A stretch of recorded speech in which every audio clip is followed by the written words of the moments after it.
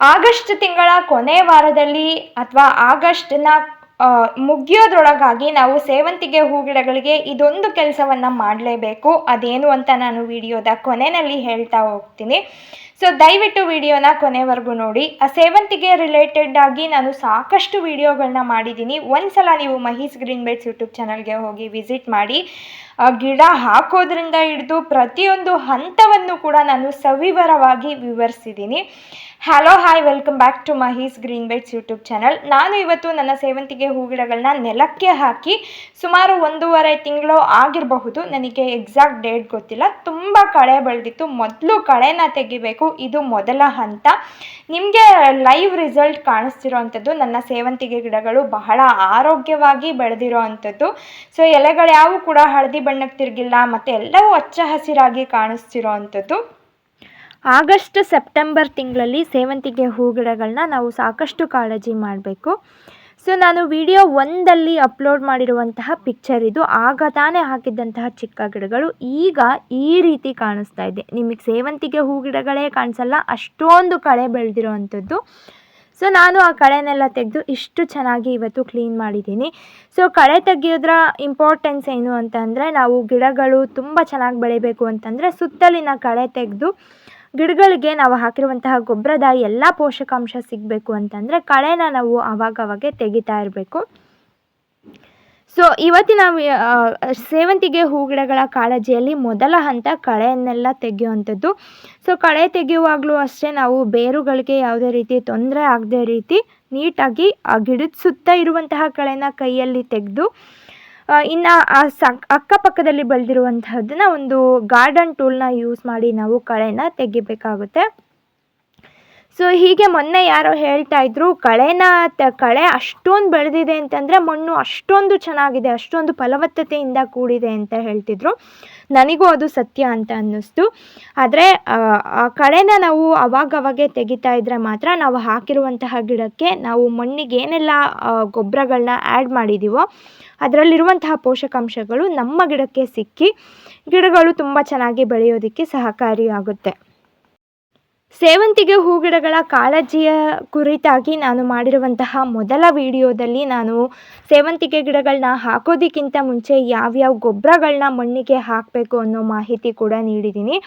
ಒಂದ್ಸಲ ಹೋಗಿ ಮಹೀಸ್ Green Bites YouTube ಚಾನಲಲ್ಲಿ ಸೇವಂತಿಗೆ ರಿಲೇಟೆಡ್ ವಿಡಿಯೋಸ್ನ ನೋಡಿ, ನಿಮಗೆ ಗೊತ್ತಾಗುತ್ತೆ ನಾನು ಸೇವಂತಿಗೆ ಹೂ ಗಿಡಗಳಿಗೆ ಎಷ್ಟು ಕಾಳಜಿ ಮಾಡ್ತೀನಿ. ಮತ್ತು ನೀವು ಇದೇ ರೀತಿ ಸ್ಟೆಪ್ಸ್ನ ಫಾಲೋ ಮಾಡಿದ್ರೆ ನಿಮ್ಮ ಸೇವಂತಿಗೆ ಗಿಡಗಳು ಕೂಡ ಇಷ್ಟೇ ಆರೋಗ್ಯವಾಗಿ ಬೆಳವಣಿಗೆ ಆಗೋದಕ್ಕೆ ಅದು ಸಹಕಾರಿಯಾಗುತ್ತೆ.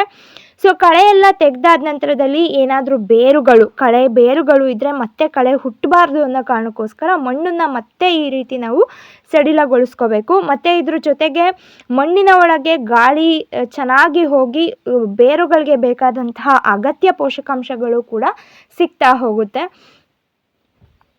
ಸೇವಂತಿಗೆ ಹೂ ಗಿಡಗಳಂತೂ ಬೇರೆ ಎಲ್ಲ ಹೂ ಗಿಡಗಳಿಗಿಂತ ಬಹಳ ಸೆನ್ಸಿಟಿವ್ ಅಂತಲೇ ಹೇಳ್ಬೋದು. ನಾವು ಅವುಗಳನ್ನ ಕಾಳಜಿ ಮಾಡಿದಷ್ಟು ಅವು ಚೆನ್ನಾಗಿ ಬೆಳೀತಾ ಇರ್ತವೆ.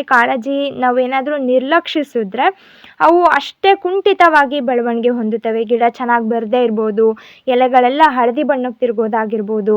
ಹೀಗೆ ಪ್ರತಿಯೊಂದು ಕೂಡ ನಮಗೆ ತೊಂದರೆ ಆಗ್ತಾನೆ ಹೋಗುತ್ತೆ. ನಾವು ನರ್ಸರಿಯಿಂದ ತಂದಾಕಿರುವಂತಹ ಸೇವಂತಿಗೆ ಗಿಡಗಳು, ನಾವು ಇನ್ನು ಸಿಂಗಲ್ ಆಗಿ ಒಂದೊಂದೇ ಸೇವಂತಿಗೆ ಗಿಡನ ನರ್ಸರಿಯಿಂದ ತೊಗೊಳ್ತೀವಿ ಅಂದರೆ ಅದು ಮಿನಿಮಮ್ ಅಂದರೂ 150 ರೂಪಾಯಿ ಒಂದು ಗಿಡಕ್ಕಿರುತ್ತೆ. ಹಾಗಾಗಿ ಒಂದು ಸಲ ತಂದಂತಹ ಗಿಡನ ಆರಂಭದಿಂದನೇ ನಾವು ಸಾಕಷ್ಟು ಕಾಳಜಿ ಮಾಡಬೇಕು.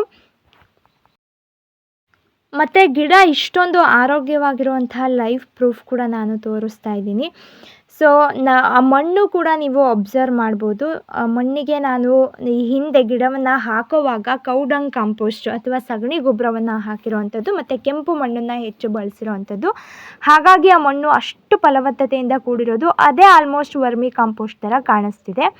ಸೊ ವಿಡಿಯೋನ ನೋಡ್ತಿರೋರಿಗೆ ಅಲ್ಲೊಂದು ಸಣ್ಣ ಗಿಡ ಕಾಣಿಸ್ತಿದೆಯಲ್ಲ, ಅದು ಕಿತ್ತಳೆ ಗಿಡ. ಜೂನ್ 5 ವಿಶ್ವ ಪರಿಸರ ದಿನಾಚರಣೆಯ ನೆನಪಿಗಾಗಿ ನಾನು ಹಾಕಿದ್ದಂಥದ್ದು.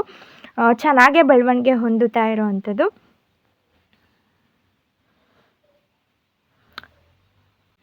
ಹೂ ಗಿಡಗಳಲ್ಲೆಲ್ಲ ಅತೀ ಸೂಕ್ಷ್ಮವಾದಂತಹದ್ದು ಸೇವಂತಿಗೆ ಹೂ ಗಿಡಗಳು.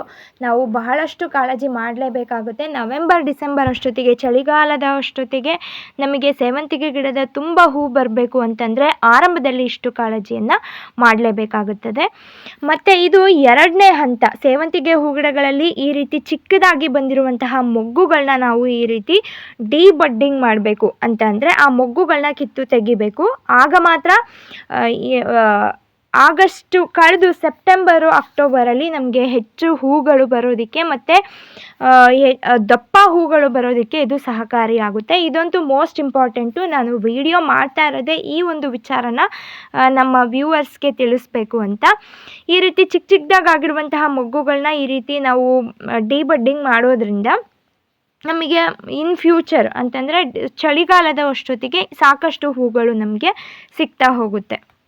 ಮನೆ ಹತ್ತಿರ ಅಥವಾ ಟೆರೇಸ್ ಗಾರ್ಡನಿಂಗಲ್ಲಿ ಹೆಚ್ಚು ಸೇವಂತಿಗೆ ಹೂ ಗಿಡಗಳನ್ನ ಬೆಳೀತಿರೋರಿಗೆ ಗೊತ್ತು. ಈ ಇಷ್ಟೊಂದು ಮೊಗ್ಗುಗಳನ್ನ ನಾವು ಕಿತ್ತು ತೆಗಿಬೇಕು ಅಂದರೆ ಸಾಕಷ್ಟು ಟೈಮ್ ಹಿಡಿಯುತ್ತೆ. ಅದಕ್ಕಾಗಿ ನಾವು ಟೈಮ್ ಮೀಸಲಿಡೋದೇನು ಬೇಡ. ಗಾರ್ಡನಲ್ಲಿ ಹೀಗೆ ವಾಕ್ ಮಾಡೋವಾಗ ಒಂದಷ್ಟು ತೆಗಿತಾ ಹೋಯಿತು ಅಂದರೂ ಕೂಡ ನಮಗೆ ತುಂಬ ಹೂಗಳು ಸಿಗೋದಕ್ಕೆ ಸಹಾಯ ಆಗುತ್ತೆ. ಮತ್ತು ಇನ್ನು ಸೇವಂತಿಗೆ ಯಾರು ಬೆಳೀತಾ ಇದ್ದೀರೋ ಅವರು ಮಾಡಬೇಕಾಗಿರುವಂತಹ 3ನೇ ಹಂತ ಉತ್ತಮವಾದಂತಹ ಗೊಬ್ಬರ ಕೊಡೋವಂಥದ್ದು. ಸೊ ನಾನು ನನ್ನ ಗಾರ್ಡನಲ್ಲಿ ಇವತ್ತು ಕಳೆ ಎಲ್ಲ ತೆಗೆದಿದ್ರಿಂದ ಅದರ ಮಲ್ಚಿಂಗ್ ಆಗಿ ನಾನು ಗೊಬ್ಬರದ ಸೊಪ್ಪಿನ ಎಲೆಗಳನ್ನ ಹಾಕ್ತಿರೋದು. ಗೊಬ್ಬರದ ಗಿಡ ಗೊತ್ತು, ಇದು ಬಹಳ ಉಪಯುಕ್ತವಾದಂತಹ ಒಂದು ಗಿಡ. ಅದ್ರ ಬಗ್ಗೆ ಯಾರೆಲ್ಲ ಗೊತ್ತೋ ಅಂಥವ್ರಿಗೆ ಅದ್ರ ಮಹತ್ವ ಏನು, ಅದರಿಂದ ಆಗುವಂತಹ ಅನುಕೂಲ ಏನು ಅಂತ ಖಂಡಿತವಾಗಿಯೂ ಗೊತ್ತಿರುತ್ತೆ. ಸೊ ಇದಲ್ಲದೆ ನೀವು ಬೇರೆ ಯಾವುದಾದ್ರೂ ಸೊಪ್ಪಿನ ಗಿಡಗಳನ್ನು ಕೂಡ ಹಾಕ್ಬೋದು. ಅದು ಕೂಡ ಗೊಬ್ಬರವಾಗಿ ಪರಿವರ್ತನೆ ಹೊಂದುತ್ತೆ. ಸೊ ನನ್ನ ಸೇವಂತಿಗೆ ಗಿಡಗಳು ಈ ಭಾಗದಲ್ಲಿ ಅಂದರೆ ನನ್ನ ಗಾರ್ಡನ್ನಲ್ಲಿ ನಾನು ಸೇವಂತಿಗೆ ಗಿಡಗಳನ್ನ ಹಾಕಿರುವಂತಹ ಈ ಏರಿಯಾದಲ್ಲಿ ಸಾಕಷ್ಟು ಕಳೆ ಹುಟ್ಟುವಂಥದ್ದು.